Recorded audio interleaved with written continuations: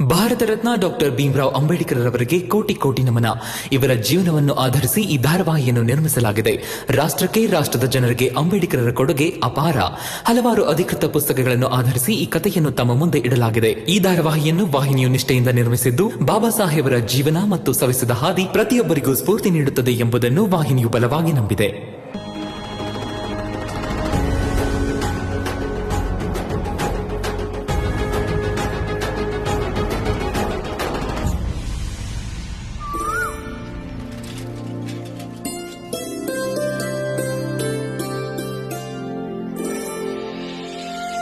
ರೀ, 1 ನಿಮಿಷ.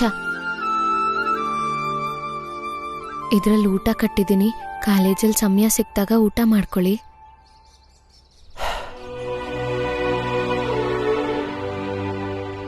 ಅತ್ಗೇನು ಚೆನ್ನಾಗಿ ನೋಡ್ಕೊ. ಕೆಲಸ ಹುಡ್ಕಕ್ಕೆ ಹೋದ್ರೆ ಅವ್ರ ಜೊತೆ ನೀನು ಹೋಗು. ಸರಿಯಾಗಿ ಹೇಳಿದ್ರಿ. ಆನಂದಣ್ಣ ಬರೋ ತನಕ ಲಕ್ಷ್ಮಿ ಅಕ್ಕನ ನೋಡ್ಕೊಳ್ಳೋ ಜವಾಬ್ದಾರಿ ನಮ್ಮ ಮೇಲಿರುತ್ತೆ. ಕಾಲೇಜ್ ಮುಗಿದ್ಮೇಲೆ ನಾನು ಎಲ್ಲಾದ್ರೂ ಕೆಲಸ ನೋಡ್ತೀನಿ. ಯಾವುದಾದ್ರೂ ಒಂದು ಕೆಲಸ ಸಿಕ್ಕಿದ್ರೆ ಅನುಕೂಲ ಆಗುತ್ತೆ. ಎಲ್ಲೋ ಒಂದ್ ಕಡೆ ಅಲ್ಲ ಭೀಂಬಾವ, ವಕೀಲ್ರಿ ಕಚೇರಿಲಿ ಕೆಲಸ ಸಿಕ್ಕಿದ್ರೆ ಅಲ್ಲೇ ಸೇರ್ಕೊಳ್ಳಿ. ಇಲ್ಲಿಗೆ ಬರಕ್ ಮುಂಚೆ ನಿಮ್ಮ ಅಣ್ಣನೂ ಇದನ್ನೇ ಹೇಳಿ ಕಳ್ಸಿದ್ದು. ಅದಕ್ಕೆ ಹೇಳ್ತಿದ್ದೀನಿ, ಅದಿಷ್ಟೇ ಕಷ್ಟ ಆದ್ರೂ ಪರವಾಗಿಲ್ಲ, ನಿಮ್ಗೂರಿಗೆ ಹತ್ರ ಆಗೋ ಕೆಲ್ಸನೇ ಹುಡುಕೊಳ್ಳಿ. ಅಷ್ಟೇ ಅಲ್ಲ, ನಮ್ ಭೀಮರಾವ್ ಅಂಬೇಡ್ಕರ್ ಎಲ್ಲೆಲ್ಲೋ ಕೆಲಸ ಮಾಡಿದ್ರೆ ಚೆನ್ನಾಗಿರುತ್ತೆ ಹೇಳಿ. ಇದೇ ನನ್ನ ಆಸೆ ಕೂಡ. ನಿಮ್ಗೆ ಸರಿ ಹೊಂದೋ ಅಂತ ಕೆಲಸ ಸಿಗೋ ತನಕ ನಾವೆಲ್ಲರೂ ಇದೀವಲ್ಲ. ಬರ್ತೀನಿ. ಪ್ರಚಂಡ ಮೂರ್ತಿಗಳೇ, ಪ್ರಚಂಡ ಮೂರ್ತಿಗಳೇ, ಪ್ರಚಂಡ ಮೂರ್ತಿಗಳೇ, ಪ್ರಚಂಡ ಮೂರ್ತಿಗಳೇ, ಪ್ರಚಂಡ ಮೂರ್ತಿಗಳೇ, ಪ್ರಚಂಡ ಮೂರ್ತಿಗಳೇ.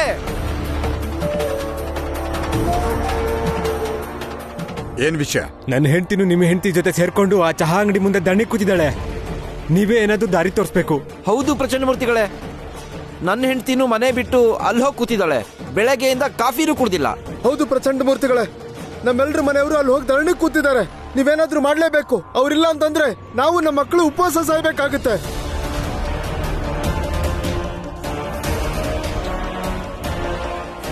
ಈ ಹೆಣ್ಣು ಮಕ್ಕಳು ಬುದ್ಧಿನ ನೆಟ್ಟಗೆ ಮಾಡೋದಕ್ಕೆ ಏನೋ ಒಂದು ಉಪಾಯ ಮಾಡಲೇಬೇಕು.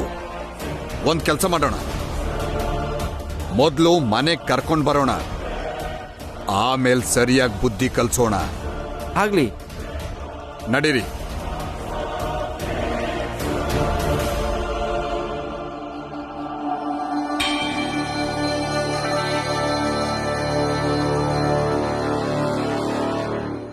ಬಾ ಮನೆಗೆ. ಹೀಗೆಲ್ಲ ಕರೆದ್ರೆ ಮನೆಗೆ ಬರಲ್ಲ. ನೀವ್ ನನ್ಗೆ ಇವರೆಲ್ಲರ ಮುಂದೆ ನನ್ನನ್ನ ಮನೆಗೆ ಕರ್ಕೊಂಡು ಹೋಗಿ ಪಶು ತರ ನೋಡ್ಕೊಳ್ಳಲ್ಲ ಅಂತ ಮಾತು ಕೊಡೋ ತನಕ ಅಲ್ಲಿವರೆಗೂ ನಾನು ಬರಲ್ಲ. ಸರಿ, ನಿನ್ನ ಚೆನ್ನಾಗಿ ನೋಡ್ಕೋತೀನಿ. ಈಗ್ಲಾದ್ರೂ ಬರ್ತೀಯಾ? ಒಂದ್ಸಲ ಮನೆಗೆ ಬಾ, ಆಮೇಲೆ ಪ್ರಾಣಿಗಳ ತರ ಹೇಗ್ ನೋಡ್ಕೊಳ್ಳೋದು ಅಂತ ತೋರಿಸ್ತೀನಿ. ಬೆಳಿಗ್ಗೆಯಿಂದ ಏನು ತಿಂದಿಲ್ಲ. ನಡೀರಿ, ನಡೀರಿ, ನಡೀರಿ, ಮನೆಗೆ ನಡೀರಿ.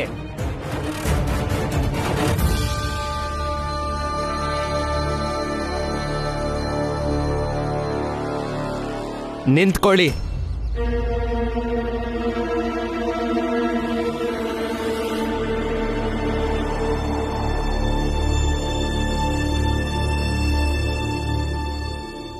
ನೋಡಿ ಇನ್ಸ್ಪೆಕ್ಟ್ರೆ, ಪ್ರಚಂಡ ಮೂರ್ತಿಗಳು ಅವ್ರ ಹೆಂಡತಿನ ಈಗ ಮನೆಗೆ ಕರ್ಕೊಂಡು ಹೋಗ್ತಿದ್ದಾರೆ.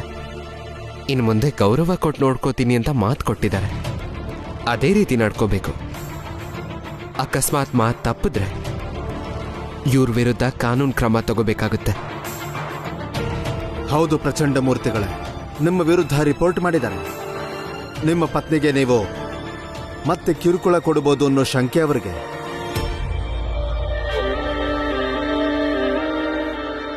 ನನ್ನ ವಿರುದ್ಧ ಯಾರು ರಿಪೋರ್ಟ್ ಮಾಡಿರೋದು? ನಾನೇ.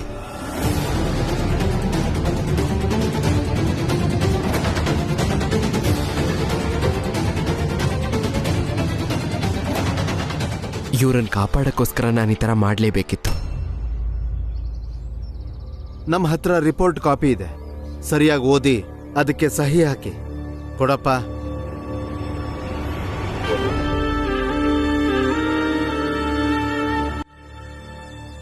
ಓದ್ ಹೇಳಿ ಸಾಕು. ಅದರಲ್ಲೇನು ಬರ್ದಿದೆ ಅಂದ್ರೆ, ಮುಂದೆ ಒಂದು ವೇಳೆ ನಿಮ್ಮ ಪತ್ನಿಗೆ ಏನೇ ಹೆಚ್ಚು ಕಮ್ಮಿ ಆದರೂ ಕೂಡ ಅದಕ್ಕೆ ನೀವೇ ಜವಾಬ್ದಾರಿ ಅಂತ.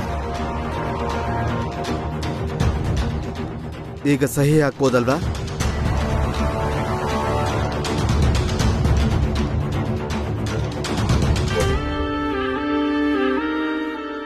ನಾನು ಹಸ್ತಾಕ್ಷರ ಹಾಕೋದಿಲ್ಲ. ನೋಡಿ ಪ್ರಚಂಡ ಮೂರ್ತಿಗಳೇ, ದಯವಿಟ್ಟು ಸಹಿ ಹಾಕಿ. ಇಲ್ಲ ಅಂದ್ರೆ ನಿಮ್ಮ ಮನೆ ಮುಂದೆ 24 ಗಂಟೆ ಪೊಲೀಸರು ನಿಂತ್ಕೋತಾರೆ. ಹಾ, ನಿಮ್ಮಲ್ಲಿ ಕೆಟ್ಟ ಉದ್ದೇಶ ಇಲ್ಲದೆ ಇದ್ಮೇಲೆ ಹಸ್ತಾಕ್ಷರ ಮಾಡೋದ್ರಲ್ಲಿ ತೊಂದರೆ ಏನಿದೆ? ಭೀಮಾ ಸರಿಯಾಗೇ ಹೇಳ್ತಾ ಇದ್ದಾನೆ. ನಿಮ್ ಮನ್ಸಲ್ಲಿ ಕೆಟ್ಟ ಉದ್ದೇಶ ಇಲ್ಲದೆ ಇದ್ಮೇಲೆ ನೀವು ಹಸ್ತಾಕ್ಷರ ಮಾಡಿ. ನೋಡಿ ಇನ್ಸ್ಪೆಕ್ಟರ್, ಬರೀ ನಮ್ಮ ಯಜಮಾನ್ರ ಹತ್ರ ಅಲ್ಲ, ಇವರೆಲ್ಲರ ಯಜಮಾನ್ರ ಹತ್ರನೂ ಹಸ್ತಾಕ್ಷರ ತಗೊಳ್ಳಿ. ಮನೆಗೆ ಹೋದ್ಮೇಲೆ ನಾವೆಲ್ಲರೂ ಸುರಕ್ಷಿತವಾಗಿರ್ಬೇಕು. ಹೌದು, ತುಂಬಾ ಒಳ್ಳೆ ಸಲಹೆ ಕೊಟ್ರಿ ಇನ್ಸ್ಪೆಕ್ಟ್ರೆ. ಈ ಹೆಣ್ಮಕ್ಳ ಸುರಕ್ಷತೆನೂ ಮುಖ್ಯ. ಇವ್ರ ಯಜಮಾನ್ರ ಹತ್ರ ಹಸ್ತಾಕ್ಷರ ತಗೊಳ್ಳಿ, ಇಲ್ಲ ಅಂದ್ರೆ ಹೆಬ್ಬೆಟ್ಟು ಒತ್ತಿಸ್ಕೊಳ್ಳಿ. ನಿಮ್ಮಲ್ಲಿ ಯಾರ್ಯಾರಿಗೆ ಸಹಿ ಹಾಕೋದಕ್ಕೆ ಬರುತ್ತೋ ಅವರು ಸಹಿ ಹಾಕಿ, ಯಾರಿಗೆ ಬರೋದಿಲ್ವೋ ಅವ್ರು ಹೆಬ್ಬೆಟ್ಟೊತ್ತು.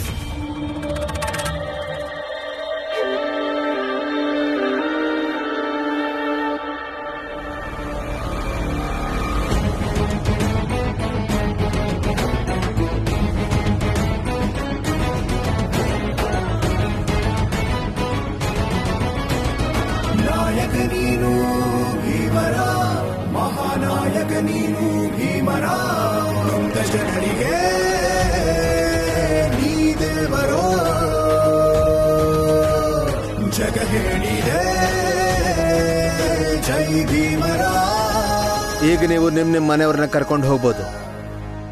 ಒಂದ್ ನಿಮಿಷ.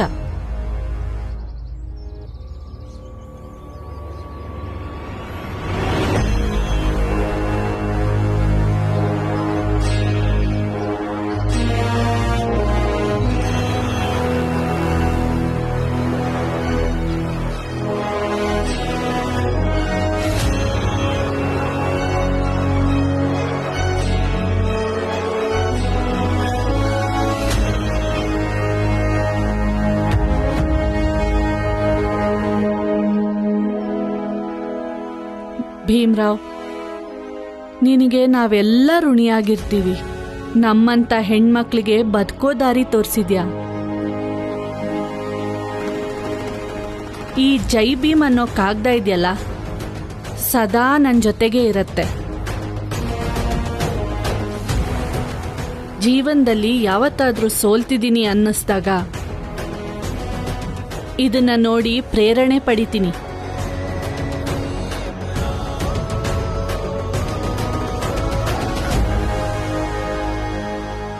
ಅಮ್ಮ, ನಿಮ್ಮೆಲ್ರಿಗೂ ನಿಮ್ಮ ಹೋರಾಟದ ಮೊದಲನೇ ಗೆಲುವಿಗೆ ಅಭಿನಂದನೆಗಳು.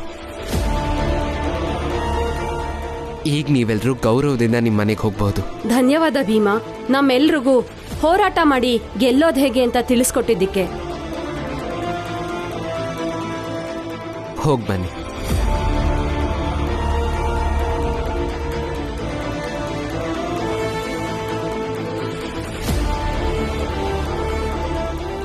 ನಾವಿನ್ ಬರ್ತೀವಿ ಭೀಮರಾವ್.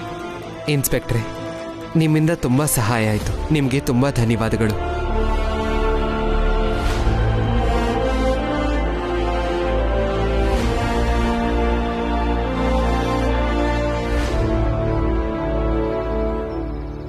ಭೀಮಣ್ಣ, ಭೀಮಣ್ಣ, ಭೀಮಣ್ಣ, ಭೀಮಣ್ಣ.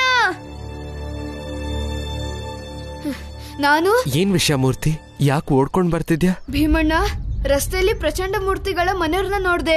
ಅವ್ರ ಕೈಯಲ್ಲಿ ಜೈ ಭೀಮ್ ಅಂತ ಬರ್ದಿರೋ ಕಾಗ್ದ ಇತ್ತು. ನೀವು ಪ್ರಚಂಡ ಮೂರ್ತಿಗಳಿಗಿಂತ ದೊಡ್ಡವರಾಗ್ಬಿಟ್ರಿ. ಇದನ್ನ ನೋಡಿ ನನ್ಗೆ ತುಂಬಾ ಸಂತೋಷ ಆಗ್ತಿದೆ. ಇಲ್ಲ ಮೂರ್ತಿ, ನನಗೆ ಪ್ರಚಂಡ ಮೂರ್ತಿಗಳನ್ನ ಮೀರಿಸೋ ಉದ್ದೇಶ ಇಲ್ಲ. ಹೇಗೋ ಅವರನ್ನ ಮೀರಿಸಿ ಸಾಧಿಸುವಂಥದ್ದೇನಿದೆ? ಅಂದ್ರೆ ಇದನ್ನೆಲ್ಲ ನೋಡಿ ನಿಮ್ಗೆ ಸಂತೋಷ ಆಗ್ತಿಲ್ವಾ? ಖಂಡಿತ ಆಗಿದೆ, ಖುಷಿ ಆಗ್ತಿದೆ. ಆದ್ರೆ ಹೊಗಳಿಕೆಯಿಂದಲ್ಲ. ಪ್ರಚಂಡ ಮೂರ್ತಿಗಳ ಹೆಂಡತಿ ಮತ್ತೆ ಬೇರೆ ಹೆಣ್ಮಕ್ಳಿಗೆ ತಮ್ಮ ತಮ್ಮ ಹಕ್ಕು ಸಿಕ್ಕಿರೋದು ನೋಡಿ ನನಗೆ ಬಹಳ ಖುಷಿ ಆಯ್ತು. ಇನ್ಮೇಲೆ ಮನೆ ಗಂಡಸರು ಹೆಂಡತಿಯರ ಮೇಲೆ ದಬ್ಬಾಳಿಕೆ ನಡೆಸೋದಕ್ಕಾಗಲ್ಲ. ಪ್ರಚಂಡ ಮೂರ್ತಿಯವ್ರ ಹೆಂಡತಿ ಅಥವಾ ಬೇರೆ ಹೆಣ್ಮಕ್ಳೇ ಇರ್ಬೋದು, ಮುಂದೆ ಗೌರವದಿಂದ ಬದುಕ್ತಾರೆ, ಸ್ವಾಭಿಮಾನದಿಂದ ಬದುಕ್ತಾರೆ. ನಿನಗೆ ಗೊತ್ತಾ ಮೂರ್ತಿ, ಮನುಷ್ಯ ಪ್ರಪಂಚದಲ್ಲಿ ಬದುಕೋದಕ್ಕೆ ಸ್ವಾಭಿಮಾನ ಬಹಳ ಮುಖ್ಯ. ಹೌದು ಭೀಮಣ್ಣ. ಅಯ್ಯೋ, ನೋಡಿದ ಖುಷಿಯಲ್ಲಿ ಚೀಟಿ ಕೊಡೋದ್ನೇ ಮರ್ತ್ಬಿಟ್ಟೆ. ಕೆಲಸಗಾರ್ ಗುರುಗಳು ಕೊಟ್ರು, ನಿಮಗ್ ಕೊಡಕ್ ಹೇಳಿದ್ರು. ಏನಿದೆ ಇದ್ರಲ್ಲಿ? ಮೂರ್ತಿ ಕೈಯಲ್ಲಿ ಈ ಪತ್ರ ಕಳಿಸ್ತಿದ್ದೀನಿ. ಈ ಪತ್ರ ತಲುಪದ ಕೂಡ್ಲೆ ಈ ಕೆಳಗಿನ ವಿಳಾಸಕ್ಕೆ ಹೊರಟು ಬಾ. ಸರಿ ಮೂರ್ತಿ, ನೀನಿನ್ ಮನೆಗೆ ಹೊರಡು. ನಾನು ಗುರುಗಳ ಹತ್ರ ಹೋಗಿ ಬರ್ತೀನಿ. ಸರಿ ಭೀಮಣ್ಣ. ಎಲ್ಲೆಲ್ಲಿ ಅಂತ ಕೆಲಸ ಹುಡ್ಕೋದು ರಾಮ್ಜಿ, ಎಲ್ಲೂ ಕೆಲಸ ಸಿಗ್ತಿಲ್ಲ. ನನಗೂ ಏನು ತೋಚ್ತಾ ಇಲ್ಲ, ಅದ್ ಎಲ್ಲಿ ಅಂತ ಕೆಲಸ ಹುಡ್ಕೋದು ಏನೋ. ಆದ್ರೆ ಪುರಂಜನ್, ನಿಜ ಹೇಳ, ಈಗ ನಾನು ನಿಜವಾಗ್ಲೂ ಆತ್ಮಸ್ಥೈರ್ಯನ ಕಳ್ಕೊಂಡಿದ್ದೀನಿ. ಈ ಮನಸ್ಥಿತಿಲಿ ನನ್ನ ಕೈಯಲ್ಲಿ ಕೆಲಸ ಮಾಡಕ್ಕಾಗತ್ತಾ? ಏನ್ ಮಾತಾಡ್ತಿದ್ಯಾ ರಾಮ್ಜಿ? ಇಲ್ಲ ಪುರಂಜನ, ಇತ್ತೀಚೆಗಂತೂ ತುಂಬಾನೇ ಆಯಾಸ ಆಗಕ್ ಶುರುವಾಗಿದೆ.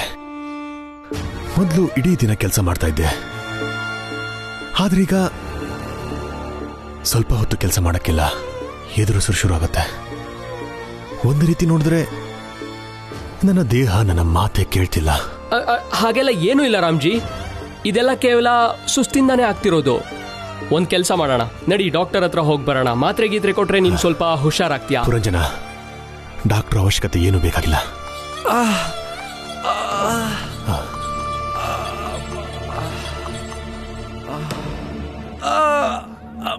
ಸಾಹೇಬ್ರೆ, ಸಾಹೇಬ್ರೆ, ಏನಾಗ್ತಿದೆ ಸಾಹೇಬ್ರೆ? ತುಂಬಾ ತುಂಬಾ ಸಾಹೇಬ್ರೆ ನೋತಿದೆ. ಸಾಹೇಬ್ರೆ, ಏನಾಯ್ತು ಇವ್ರಿಗೆ? ಮೊದಲು ಇವ್ರನ್ನ ಆಸ್ಪತ್ರೆ ಕರ್ಕೊಂಡೋಗಿ, ಬಹುಶಃ ಇವ್ರಿಗೆ ಹೃದಯಾಘಾತ ಆಗಿರ್ಬೇಕು. ಅಯ್ಯೋ ದೇವ್ರೆ, ಈಗ ನಾನು ಏನ್ ಮಾಡ್ಲಪ್ಪ? ಮೊದಲು ನೀವು ಹೊರಡಿ, ನಾನ್ ಜೊತೆಗಿರ್ತೀನಿ. ಗಾಡಿ ತೆಗೀರಿ. ಇಲ್ಲಿ ಯಾವ ಜಾತಿಯವ್ರು ನೀವಿಬ್ರು? ಮಾಲೀಕರು ಯಾವ್ದೇ ಕಾರಣಕ್ಕೂ ಕೆಳವರ್ಗದವ್ರನ್ನ ಗಾಡಿಲಿ ಕೂರಿಸ್ಕೊಳಕ್ ಬಿಡಲ್ಲ.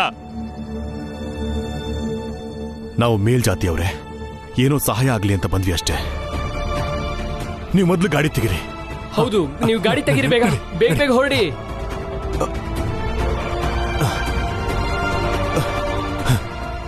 ಬೇಗ ಬೇಗ ಹೊರಡಿ, ಜಲ್ದಿ ನಡೀರಿ, ಹೊರಡಿ.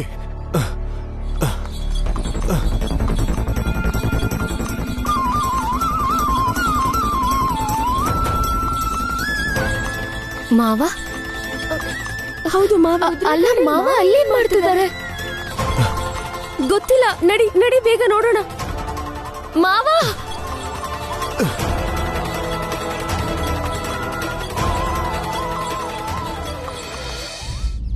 ಬೇಗ ಬೇಗ, ಸಾಕ್ ಬಿಡಿ, ಸಾಕ್ ಇಲ್ಲೇ ನಿಲ್ಸಿ.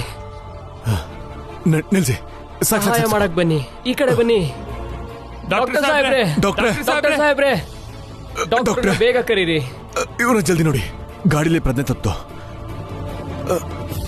ವಾರ್ಡ್ ಬಾಯ್, ಬೇಗ ಬಾ. ಸಾವುಕಾರ್ರೆ, ಸ್ವಲ್ಪ ಧೈರ್ಯವಾಗಿರಿ. ನಡಿ ನಡಿ ನಡಿ ಬೇಗ. ಮಾವ, ಗಾಡಿ ಇಲ್ಲೇ ಇದೆ. ಮಾವ ಒಳಗಿರ್ಬೇಕು, ಬನ್ನಿ ಹೋಗಿ ನೋಡೋಣ. ಹಾ, ನಡಿ.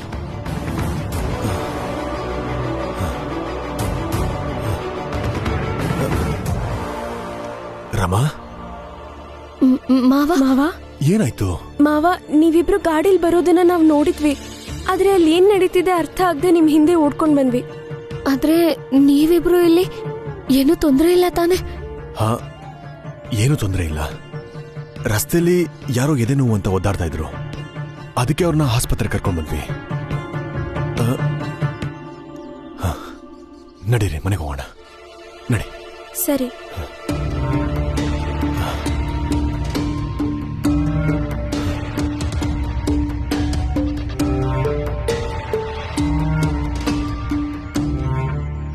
ಅಣ್ಣ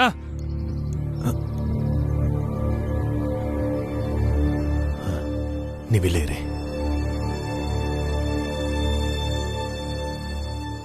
ಅಣ್ಣ ನೀವಿಬ್ರು ಬರ್ದೇ ಇದ್ದಿದ್ರೆ ಅದೇನಾಗ್ತಿತ್ತೋ ದೇವ್ರೆ ಬಲ್ಲ.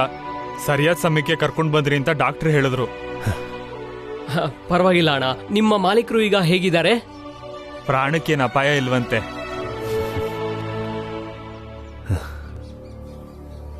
ಏ, ನೀವಿಬ್ರು ಕೆಳವರ್ಗದವ್ರು ತಾನೆ? ಈ ದೊಡ್ಡ ಆಸ್ಪತ್ರೆ ಹತ್ರ ಏನ್ ಮಾಡ್ತಿದ್ದೀರಾ? ದೊಡ್ಡ ಆಸ್ಪತ್ರೆಯಲ್ಲಿ ಏನ್ ಮಾಡ್ತಿದ್ದೀರಾ ಅಂದ್ರೆ? ಅಲ್ಲ, ಕೆಳವರ್ಗದವ್ರು ಅಂದ್ರೆ ಏನಾಯ್ತು?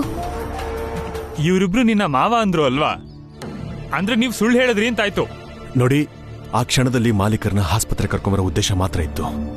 ಹಾಗಾಗಿ ಮಾಲೀಕರನ್ನ ಆಸ್ಪತ್ರೆ ಕರ್ಕೊಂಬರೋದಕ್ಕೆ ಅದಕ್ಕೆ ಒಂದು ಸುಳ್ಳು ಹೇಳಿದ್ವಿ. ನೀವಿಬ್ರು ಒಂದ್ ಕೆಲ್ಸ ಮಾಡಿ, ಮಧ್ಯಾಹ್ನಕ್ಕೆ ಈ ಕಡೆ ಬನ್ನಿ. ಆಗ ನಿಮ್ ನೆರಳು ತುಂಬಾ ಚಿಕ್ಕದಾಗಿರತ್ತೆ. ನಿಮ್ ನೆರಳು ಇಲ್ಲಿರೋರು ಯಾರ ಮೇಲೂ ಬೀಳೋದಿಲ್ಲ. ಇನ್ನೇನ್ ಸಂಜೆ ಆಗ್ತಿದೆ, ಈ ಹೊತ್ನಲ್ಲಿ ಯಾಕೆ ಆಚೆ ಬರ್ತೀರಾ?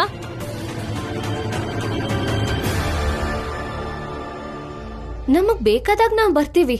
ಅಲ್ಲ, ಅದನ್ ಕೇಳಕ್ ನೀವ್ಯಾರು? ನಾವ್ ಬರ್ಬೇಕೋ ಬೇಡವೋ ಅನ್ನೋರು? ಅಯ್ಯೋ, ನಮ್ ದಿನ ಹಾಳ್ ಮಾಡಕ್ಕೆ ಬಂದಿದ್ಯೋ ಏನೋ. ಮಾಲೀಕರನ್ನ ಮೈಲ್ಗೆ ಮಾಡ್ಬಿಟ್ರಲ್ಲ, ದೂರ ನಿಂತ್ಕೋ. ನಾಚಿಕೆ ಆಗಲ್ವಾ ನಿಮ್ಗೆ?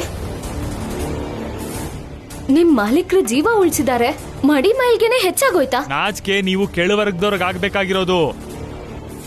ಸುಳ್ಳು ಹೇಳಿ ಮೇಲವ್ರನ್ನ ಮುಟ್ಟಿರೋದಕ್ಕೆ ನಮ್ಮನ್ ಮೈಲ್ಗೆ ಮಾಡಿದೀರ ನೀವು. ಮಾವ, ನಿಮ್ ಮಾಲೀಕರ ಜೀವ ಉಳ್ಸೋದಕ್ ತಾನೆ ಸುಳ್ಳು ಹೇಳಿದ್ದು? ನಿಮ್ಮನ್ ಮೈಲಿಗೆ ಮಾಡ್ಬೇಕು ಅಂತ ಅಲ್ವಲ್ಲ? ನಮ್ ಸಾಹೇಬ್ರಿಗೆ ಆಚಾರಕ್ಕಿಂತ ಬೇರೆ ಏನು ಬೇಕಿಲ್ಲ. ಸದ್ಯ ಅವ್ರಿಗಿನ್ನೂ ನಿಜ ಗೊತ್ತಾಗಿಲ್ಲ. ಕೆಳವರ್ಗದವರು ಅವ್ರನ್ನ ಮುಟ್ಟಿದ್ದಾರೆ ಅಂತ. ಅವ್ರ ಪ್ರಜ್ಞೆ ಬರೋಕ್ಕಿಂತ ಮುಂಚೆ ತೊಲಗಿ ಇಲ್ಲಿಂದ. ರಮಾ, ನಡೀರಿ ನಡೀರಿ.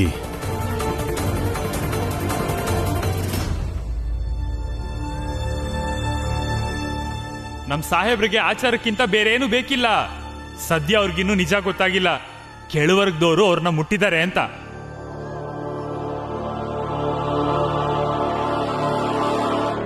ನಿಮ್ ಮಾಲೀಕರಿಗೆ ಪ್ರಜ್ಞೆ ಬಂದ್ಮೇಲೆ ಅವ್ರಿಗೆ ಮರೀದೆ ಹೇಳಿ, ಅವ್ರ ಜೀವನ ಕೆಳವರ್ಗದವ್ರೆ ಕಾಪಾಡಿದ್ದು ಅಂತ. ಅದ್ರಿಂದ ಏನಾಗುತ್ತೆ? ನಿಮ್ ಮಾಲೀಕರ ಬಗ್ಗೆ ಗೊತ್ತಾಗುತ್ತೆ, ಅವ್ರಿಗೆ ಒಳ್ಳೆ ಮನ್ಸಿದ್ಯೋ ಅಥವಾ ಇಲ್ವಾ ಅಂತ. ರಮಾ, ನಡಿ ಮಗಳೇ, ಹೋಗೋಣ.